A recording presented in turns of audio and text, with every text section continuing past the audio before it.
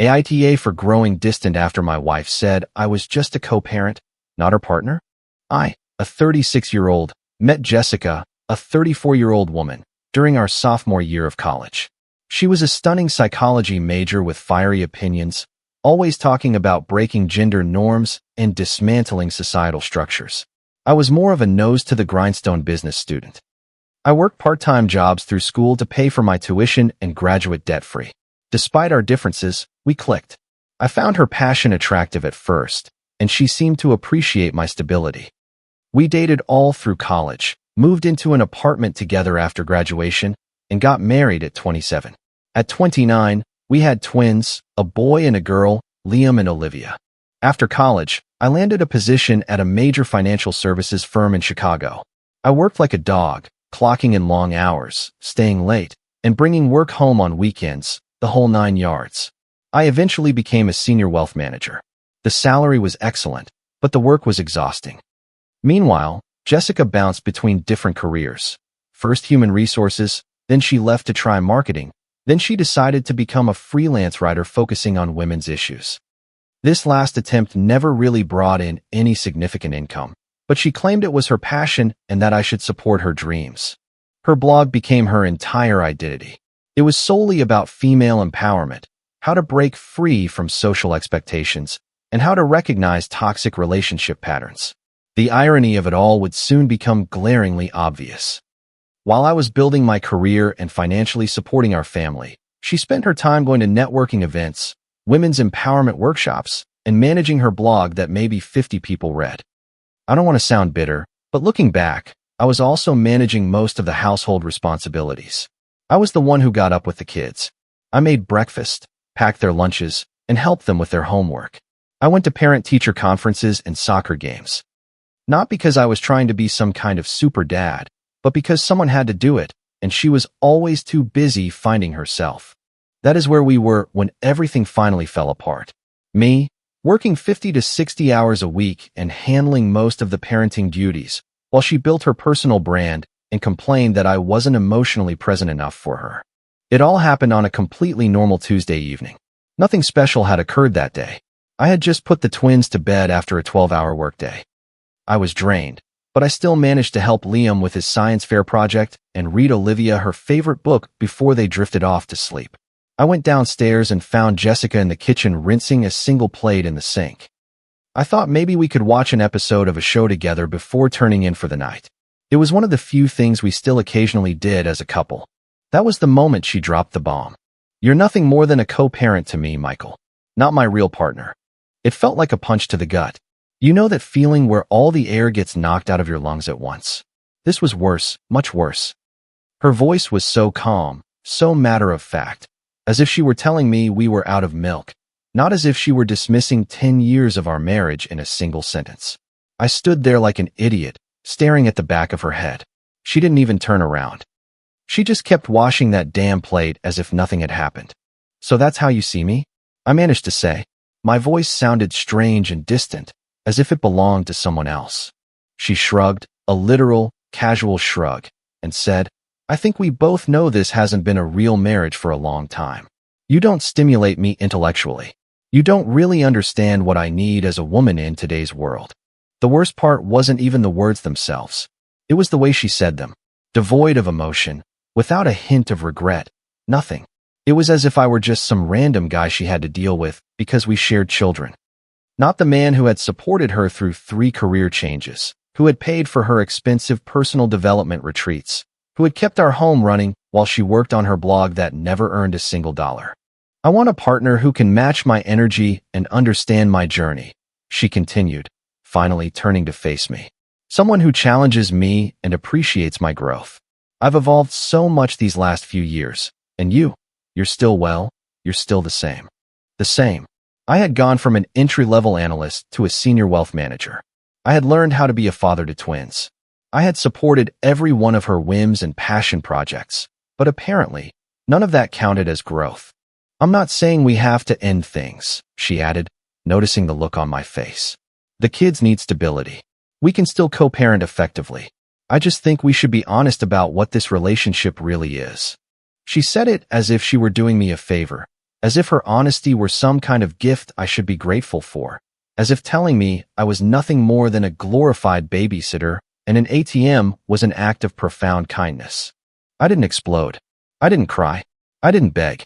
I just nodded slowly and said, "I see." Then I walked out of the kitchen. I heard her call after me.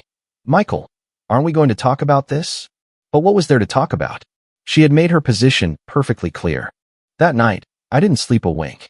I lay there in our king-sized bed, staring at the ceiling, replaying the last few years in my head. When did this happen? When did I become this person to her? Nothing more than a function. The signs had all been there. I was just too stupid, too busy, or too deep in denial to see them. The way her eyes used to light up when I walked into a room, gone. The silly texts she would send me during the day with inside jokes or songs that made her think of me, gone. The hugs, the real kisses, not just the quick, automatic peck on the cheek as I left for work, also gone. When was the last time she had asked me about my day and actually listened to the answer, instead of the perfunctory, "How was work?" that people say on autopilot? When was the last time she had done something nice for me just because? When was the last time she had defended me when her friends started their usual session of criticizing their husbands and lumped me in with them? I started thinking about how often I would see her on her phone when I was in the room, endlessly scrolling through Instagram, sharing posts about outgrowing people and having the courage to be authentic. She was always tagging these posts with things like #KnowYourWorth and #NeverStopGrowing. Meanwhile, I was the one getting up in the middle of the night when the kids had nightmares, making their lunches for school, taking them to soccer practice, and helping them with their math homework, all while working more than 50 hours a week. Her smiles, her genuine energy, her enthusiasm, she reserved all of that for other people. For her progressive friends who kept telling her she deserved better, for her life coach who charged $200 an hour to tell her she was settling, for the women in her online communities who validated every selfish thought she had. For everyone except me. I had always told myself she was just stressed, tired, or overwhelmed with life. I always found excuses because I didn't want to face the truth, but now, I could no longer ignore it. She hadn't fallen out of love with me overnight. She had been showing me for years that I was nothing more than a utility to her. I just hadn't wanted to see it. The most crushing realization hit me around 3 in the morning. I had spent years trying to make her happy, working harder, helping more around the house, trying to support her dreams, while she just kept moving the goalposts and finding new reasons why I wasn't enough. No matter what I did, it would never be enough because, in her mind, she had already decided I wasn't enough. It wasn't about my actions, it was about her perception of me. And that was the moment I decided I was done trying. The next morning, I got up before her as usual. I made breakfast for Olivia and Liam. I packed their lunches, all the routine dad things. When Jessica came downstairs in the silk robe I had bought her for our anniversary, I said nothing. I didn't ask how she slept. I didn't make a comment about the weather. Nothing at all. She noticed, glancing over at me as if she were waiting for something, probably expecting me to beg her to love me or launch into some pathetic appeal. Maybe apologize for not stimulating her intellectually enough or promise to be more invested in her journey. But I was done. If she saw me as nothing more than a co-parent, then fine. That is exactly what I would be. Nothing more, nothing less. "You're quiet this morning," she finally said, trying to sound casual. I simply shrugged. "Got a lot on my mind. Work. Do you want to talk about what I said last night?" she asked, leaning against the kitchen island with her coffee mug. "I think it's important that we're on the same page." "We are," I replied, not looking up from the sandwich I was making for Liam. "You were very clear." "Michael, I wasn't trying to hurt you," she said with that condescending tone she always used when she thought she was demonstrating superior emotional intelligence. "I was just being honest about where I am right now." "I appreciate the honesty," I said in a flat, neutral tone. Now we both know where we stand. I could see that my reaction was unsettling her. She had expected tears, anger, or desperate promises to change into the man she wanted. Instead, she got calm, quiet acceptance, and it completely threw her off her script. I dropped the kids off at school and went about my day with this new mindset. I was no longer her husband. I was simply the father of her children. Period. No more favors. No more listening to her complain for hours about the difficulty of rearranging the living room furniture or the struggle of writing another blog post. That evening, when she came home from her women's empowerment meeting, which, as I later learned, was really just a group of her friends complaining about their husbands, I was in the dining room helping the kids with their homework. She walked in, tossed the designer bag I had paid for onto a chair, and stood there as if she expected me to ask her how her meeting went. I just stood up, told the kids I would be in my home office if they needed me, and walked out of the room. The look of confusion on her face was priceless. In my office, I opened my laptop and created a new document. I titled it Exit Strategy. Then I made a list of everything I needed to do to protect myself and the kids. The first item on the list, call a lawyer. And that became our new normal. There was no more small talk, no more text messages during the day, no more doing little favors for her. Dinner became a meal for the kids. I talked to them and laughed with them, but I directed nothing toward her. If she spoke to me directly, I answered politely but briefly. Did you have a good day? She would ask. It was fine. And that was it. No details. Did you see the email from Olivia's teacher? Yes, it's already been handled. End of conversation. I started making my own plans on the weekends. Sometimes I would take the kids out without even telling her where we were going. She would text me asking where we were, and I would wait an hour before replying with something short like, out with the kids. We'll be back later. I also started taking better care of myself. Jessica had dropped little jabs over the years about how I had let myself go after the kids were born, even though I was the one getting up at 5 in the morning to squeeze and work before waking them up, making breakfast, and keeping our lives afloat. But she was right about one thing. I had neglected myself. So, I started going to the gym during my lunch breaks and eating better. I got a new haircut.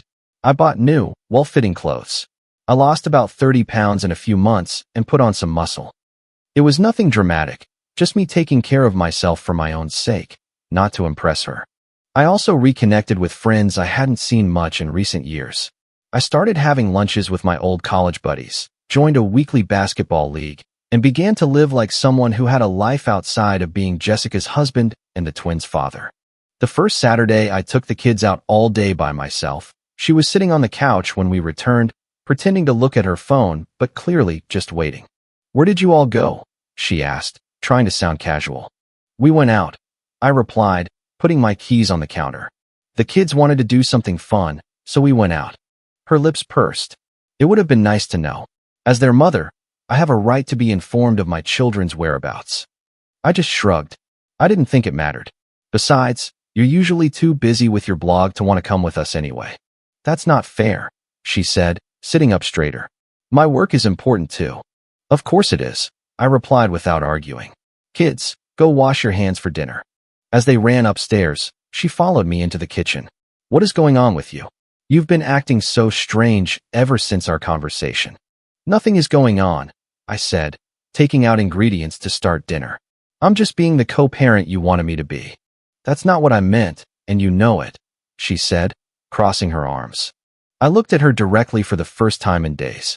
Then what did you mean, Jessica? Because you said, and I quote, that I am nothing more than a co-parent to you. That seems pretty clear to me. She huffed in frustration. I meant that our romantic connection has evolved, but that doesn't mean we can't still be partners in other ways. Right? I said with a slight hiss. Partners like roommates who happen to share children. Got it. That was the first crack in her perfect, self-serving plan. She thought she could emotionally disengage from our marriage, treat me like an ATM and a babysitter, while still enjoying all the benefits of having a husband whenever it suited her. She was starting to realize that it didn't work that way. Meanwhile, I had my first consultation with a family law attorney. I didn't say anything to Jessica, of course. I just wanted to understand my legal standing.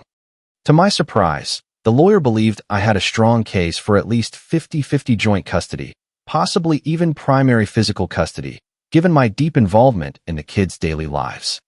She advised me to start documenting everything. Every school event I attended that Jessica missed, every doctor's appointment I took the kids to, every time I was the one helping with homework. So, I kept a detailed journal with dates and times. I saved emails from teachers who addressed their communications to me instead of Jessica because they knew I was the responsive parent. I noted everything, just in case. I also started putting money aside into a personal savings account that Jessica didn't know about. Not to hide assets, as everything would be declared in the event of a divorce, but to ensure I had my own financial resources. The lawyer had assured me this was perfectly legal as long as I wasn't using joint funds or hiding money considered marital property. Over time, Jessica began to notice the shift more acutely. She started trying to engage me in conversations about her day or some profound article she had read online. I would just nod or give a one-word answer. She started wearing more revealing outfits around the house. It was too little, too late. I also noticed that she was suddenly taking an interest in my plans. When I mentioned to the kids that I was thinking of taking them skiing in Vermont for a long weekend that winter, she immediately chimed in. That sounds like fun. I've always wanted to learn how to ski. I just nodded and continued my conversation with Liam and Olivia, completely ignoring her attempt to include herself. One evening, about 6 weeks after our new arrangement began, I was reading a book on the couch when she came and sat next to me, closer than she had in months. You've lost weight, she remarked, her eyes scanning me from head to toe. Yeah, I replied, not looking up from my book. You look good, she said, her voice dropping a little. Really good. Thanks, I said, still not looking up. Michael, she said, placing her hand on my arm. Can we talk? I feel like there's a wall between us lately. I finally looked up at her. What do you want to talk about? About us, she said, visibly relieved to have finally gotten my attention. I feel like you've completely withdrawn from me. I am only respecting the parameters you established, I replied calmly. You were very clear about what I represent to you. I am simply adapting accordingly. I think you misunderstood what I was trying to say, she stammered.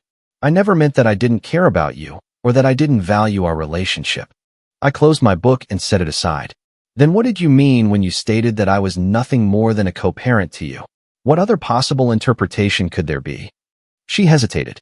I was trying to be honest about the fact that I felt disconnected.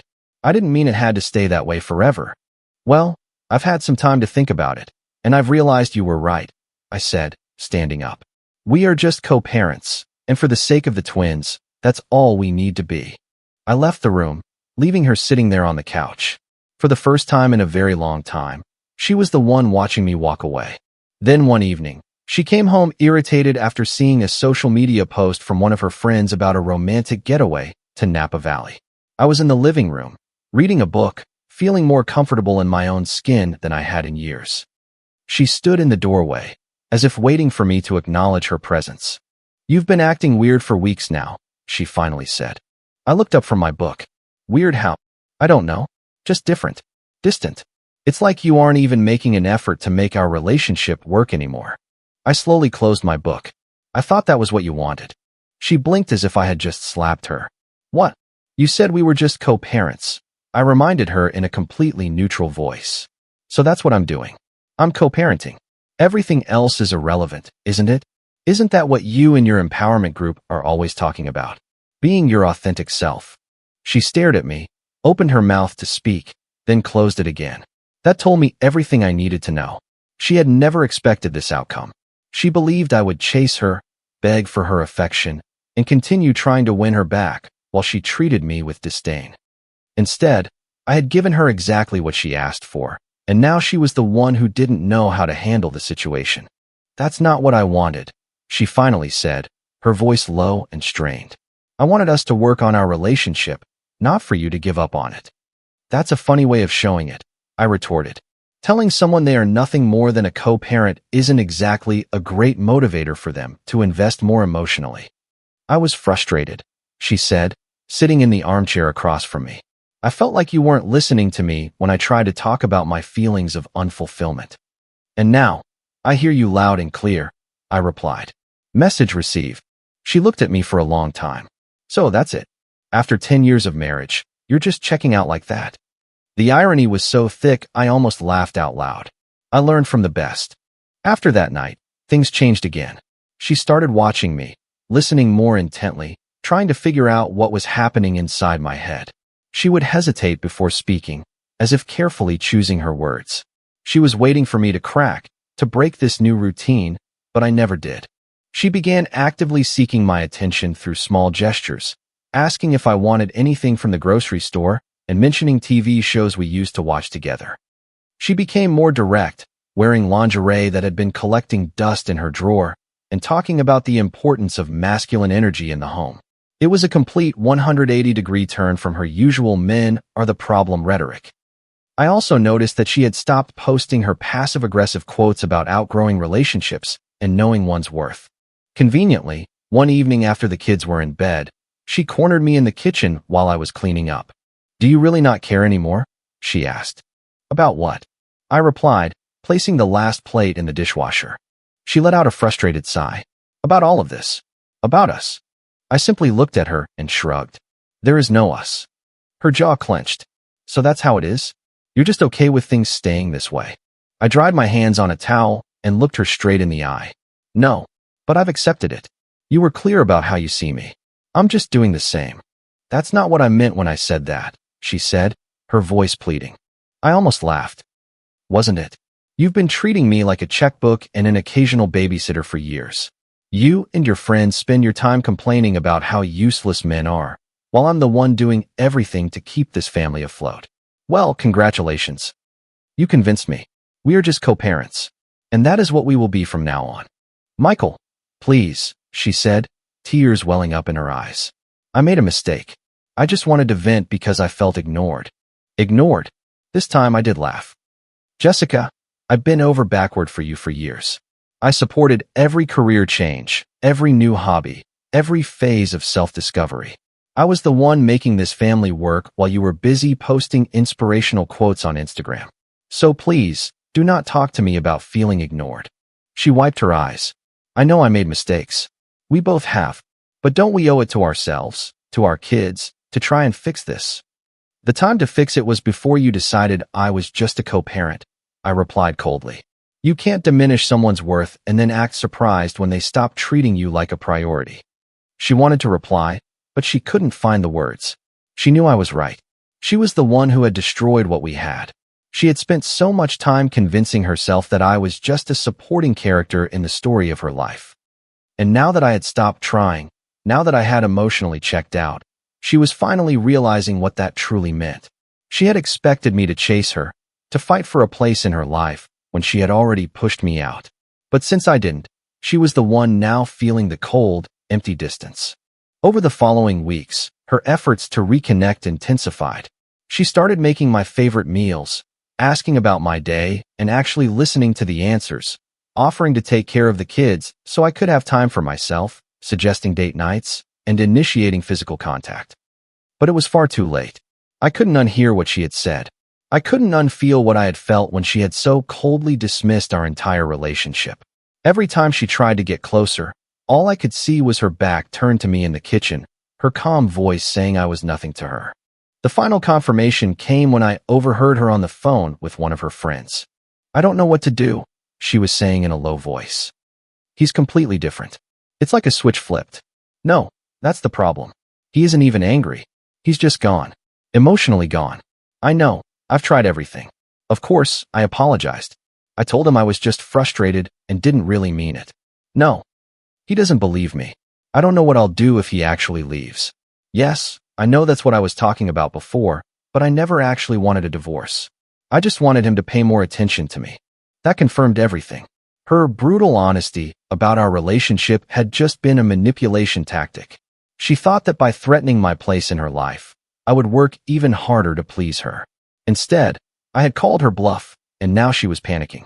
I walked away before she could see me. I didn't need to hear any more. I already knew what I had to do. After 3 months of this new reality, I decided it was time to make the final move. There was no need for drama or big emotional scenes, just clarity and a decisive end. One evening, after the kids were asleep, I sat down across from Jessica at the kitchen table with a manila folder. "We need to talk," I said. She looked up from her phone, perhaps with a flicker of hope in her eyes. "Yes, I want a divorce." I expected something. Anger, resistance, tears, I didn't know. But what I got was stunned silence. She just sat there, staring at me as if she couldn't process the words I had just said. When she finally spoke, her voice was weak. "Are you serious?" "Completely." Then I slid the folder across the table toward her.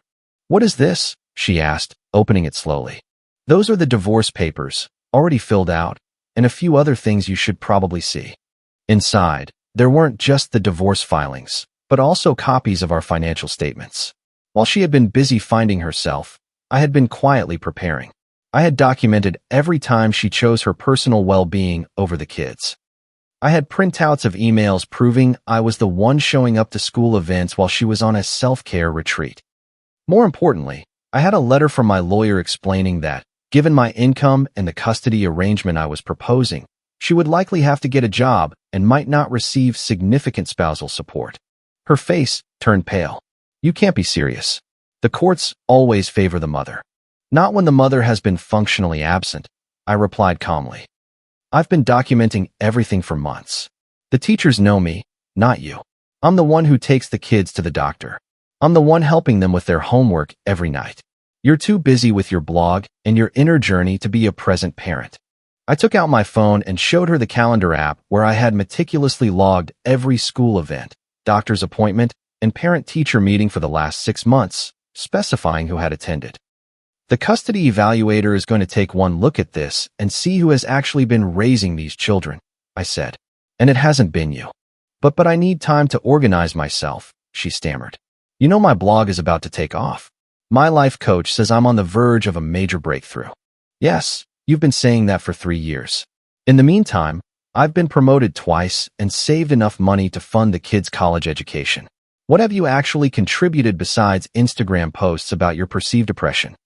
Her eyes filled with tears.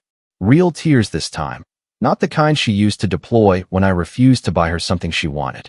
Michael, please, can we fix this? I didn't mean what I said that night. I was just frustrated. I leaned back in my chair. Why do you want to fix it now? Is it because the idea of losing your meal ticket is finally sinking in? It's not about the money, she protested weakly. I love you. I have always loved you. I almost laughed out loud. You haven't looked at me with anything other than contempt for years, not until I stopped caring completely. And suddenly, now you care. Please, Michael, think of the kids, she begged. They need both of us together. They need parents who respect each other. I corrected her. And you made it perfectly clear that you don't respect me. You made it clear that I am just a co-parent to you. So that is what we will be. Separated co-parents. I'll fight you, she said, her tone shifting from pleading to threatening. I'll get a lawyer. I'll tell them you've been planning this for months, that you're hiding money. Go ahead, I interrupted. Everything I've done is perfectly legal. I consulted with 3 different attorneys to make sure of it. And by the way, that threat you just made? I recorded it.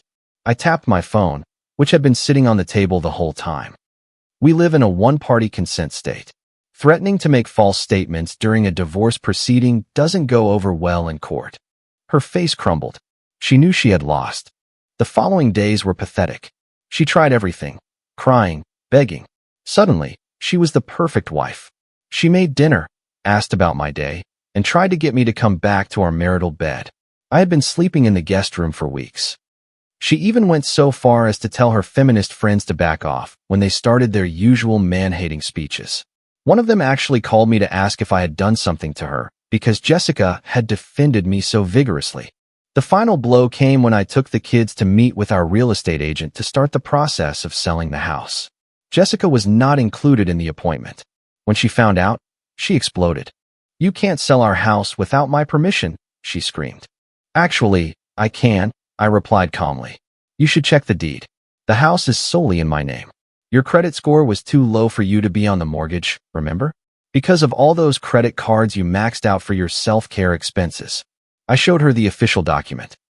Her name was nowhere on it. We had talked about adding her to it once her credit improved, but she had never taken the steps to manage her finances. She collapsed onto the couch, sobbing. What am I supposed to do? Where am I going to live? I shrugged. That's not my problem anymore. We're just co-parents, remember? And barely even that, considering how little parenting you actually do. A week later, she showed up at my office downtown. She begged me to reconsider. She said she would do anything. Couples therapy, shut down her blog, get a real job, whatever I wanted. It's too late, Jessica, I told her. You decided years ago that I wasn't worth loving. You just never expected that I would eventually agree with you. The divorce was fast. Jessica didn't contest it. She couldn't afford a lawyer of my caliber, and she knew the mountain of evidence was not in her favor. The judge granted me primary physical custody, with Jessica only having the kids on alternating weekends and for one dinner during the week. The look on her face when the judge announced his decision is something I will never forget. It was pure shock. She had been so convinced that being a mother automatically entitled her to custody, regardless of her actual involvement. Reality hit her like a freight train. As for the house, it sold for more than we expected. I used my share of the equity to buy a better place closer to the kids' school. It has 4 bedrooms, a big backyard, and a proper home office where I can work remotely some days to be more present for them. Jessica ended up in a small 1-bedroom apartment on the other side of town. She had to find a real job for the first time in years, a basic administrative position that barely covered her rent. Her blog eventually faded into obscurity. The first time she dropped the kids off after her weekend with them, I saw her looking around my new house with undisguised envy. It was everything she had always claimed she wanted: open concept, modern kitchen, great neighborhood. But it was no longer hers. "The kids seem to really like this place," she said, trying to sound relaxed. "Yes," I confirmed. "They each have their own room, and there's a park just down the street." She nodded, looking uncomfortable. "Listen, Michael, I've done a lot of thinking about all this. I made a huge mistake, the biggest one of my life. I took you for granted, and I'm paying for it every single day." I simply looked at her. "Yes, you are. Is there any chance? Any chance at all we could try again? For the kids? For us?" Her eyes were pleading. I just shook my head. "There is no us, Jessica. Remember? We're just co-parents now. That is all we will ever be." Those words hit her with the exact same force they had hit me all those months ago. I watched the last flicker of hope drain from her face, replaced by the final, devastating realization that she alone was the author of her own misery. "I'll pick them up on Wednesday for dinner," she finally said, her voice hollow. 6 o'clock, I confirmed. "Don't be late." I closed the door and went back inside to my kids. My house. My life. A life that finally belonged to me again. It has been 2 years since the divorce. I am doing very well now. The kids are thriving. They're 11, doing great in school, and are active in sports and other activities. I am dating a wonderful woman, a pediatric nurse I met during one of Liam's regular checkups. She is everything Jessica wasn't: present, caring, and genuinely interested in both me and the children. The last I heard, Jessica had to move into an even smaller apartment. Her blog is long gone. Her circle of empowered friends abandoned her when she could no longer afford to go out for expensive brunches and workshops. She still calls me sometimes, usually after a bad day at work or a failed date, crying that she made the biggest mistake of her life. And every time, I just tell her, "I know, but we're just co-parents now. That is all we will ever be." The kids still see her every other weekend, but even they have noticed the difference. Mom is always on her phone when we're at her apartment, Olivia told me one day. "It's not like here, where we actually do things together." That is my real victory. It isn't the house, the money, or even watching Jessica face the consequences of her choices. It's knowing that my children can clearly see and appreciate having a parent who is truly present and invested in their lives. Comment: I hope this story offered you a moment to reflect. It's a powerful reminder that your self-worth is never up for negotiation. Setting a boundary is not about punishing someone else. It's about honoring yourself. You always have the power to take responsibility for your own peace. Sometimes, the most important conversations are the ones we have with ourselves about what we will and will not accept. True healing begins the moment you decide to offer yourself the same kindness you've so freely given to others. Choosing to walk away from a dynamic that diminishes you is a profound act of courage.